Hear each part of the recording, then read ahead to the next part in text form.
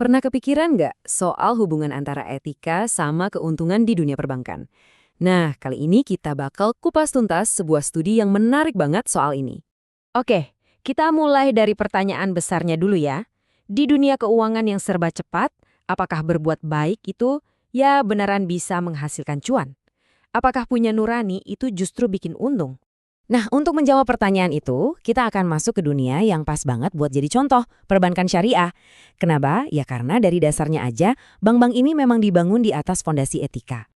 Logikanya kan gini ya, kalau sebuah bank syariah itu makin patuh, makin komit sama prinsip-prinsipnya, harusnya masyarakat makin percaya dong. Dan kalau udah percaya, ya otomatis makin untung. Masuk akal kan? Tapi pertanyaannya, apakah asumsi logis tadi itu beneran terbukti di lapangan? Nah, ada sebuah studi baru yang coba menguji hal ini. Dan hasilnya, ternyata nggak sesederhana itu. Siap-siap kaget ya. Oke, sekarang ayo kita bedah lebih dalam studinya. Penelitian ini nggak main-main loh. Mereka mengamati 42 bank syariah di Indonesia selama periode 6 tahun. Terus gimana cara ngukur sukses atau untungnya? Para peneliti pakai metrik standar yang namanya Return on Assets, atau biasa disingkat ROA. Gampangnya, ROA ini kayak rapornya bank, angkanya nunjukin seberapa jago bank itu menghasilkan laba dari semua aset yang dia punya. Nah, untuk mengukur komitmen etisnya, mereka fokus ke 3 hal penting ini. Yang pertama, zakat. Ini adalah kewajiban amal dalam Islam. Yang kedua, ada yang namanya Islamic Corporate Social Responsibility atau ICSR. Ini tuh pada dasarnya program-program sosial dan lingkungan dari bank yang selaras sama nilai-nilai Islam. Dan yang ketiga, ukuran dari Dewan Pengawas Syariah atau DPS. Ini kan tim wasitnya di internal bank.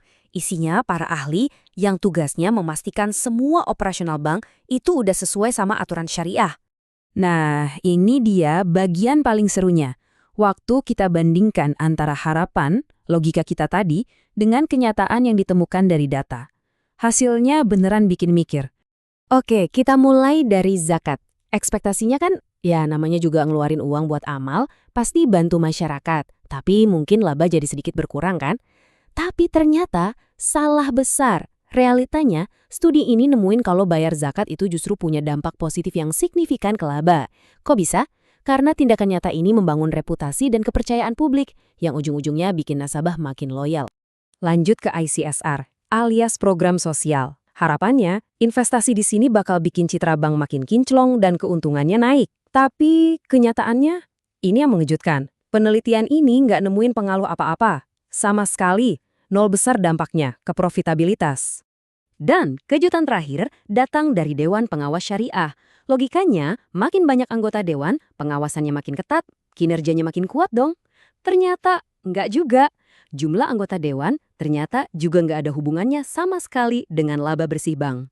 Jadi rangkumannya gini, zakat itu positif buat profit, tapi program sosial dan jumlah dewan pengawas kok nggak ngaruh? Nah, ini pertanyaan pentingnya. Kenapa bisa beda begini hasilnya? Oke, kita bahas soal program tanggung jawab sosial dulu. Menurut studi ini, masalahnya ada di waktu. Manfaat dari CSR, kayak reputasi yang bagus atau pelanggan yang setia, itu butuh waktu lama banget buat kelihatan hasilnya. Bisa lebih dari 10 tahun. Jadi, banyak bank yang akhirnya ngelihat ini cuma sebagai formalitas, cuma buat centang di laporan tahunan, bukan sebagai strategi inti. Nah, soal Dewan Pengawas, kutipan ini ngejelasin masalahnya dengan pas banget. Ternyata, dewan yang lebih besar itu nggak selalu lebih baik, malah bisa jadi bumerang, bikin banyak perdebatan yang nggak perlu, dan memperlambat pengambilan keputusan. Jadi kesimpulannya, peran dewan itu lebih ke memastikan bank patuh aturan, bukan buat ningkatin kinerja. Makanya yang penting itu bukan seberapa banyak anggotanya, tapi seberapa berkualitas pengawasannya. Oke, setelah tahu semua itu, apa dong artinya buat para bank? Dan pelajaran apa yang bisa kita ambil soal etika dalam bisnis secara umum?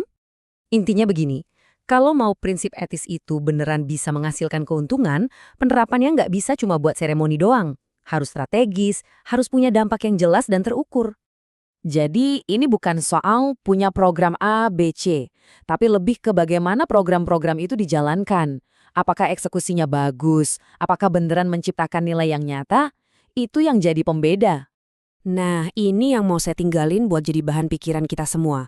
Kalau gitu, jangan-jangan ukuran sejati etika sebuah perusahaan itu bukan soal prinsip yang mereka tulis di website atau di laporan tahunan, tapi soal dampak nyata dari apa yang benar-benar mereka lakukan.